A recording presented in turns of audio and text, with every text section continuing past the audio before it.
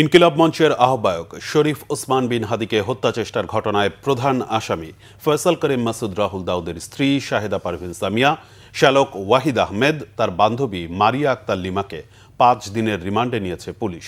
সোমবার ঢাকার অতিরিক্ত চিফ মেট্রোপলিটন ম্যাজিস্ট্রেট জসিতা ইসলামের আদালত তাদের এ রিমান্ড মঞ্জুর করেন।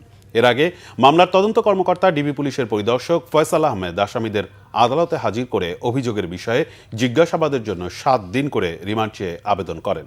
মামলার অন্যতম অভিযুক্ত আসামি ফয়সাল করিম মাসুদকে এই আসামিরা হত্যা চেষ্টায় সহযোগিতা করতে ও পালাতে সহায়তা সহ বিভিন্ন ধরনের সহযোগিতা করেছেন অভিযোগ করে তিনি এখন কোথায় আত্মগোপনে রয়েছে সে তথ্য উদ্ঘাটনের জন্য আসামিদের বিরুদ্ধে 7 দিনের রিমান্ড আবেদন করা হয়।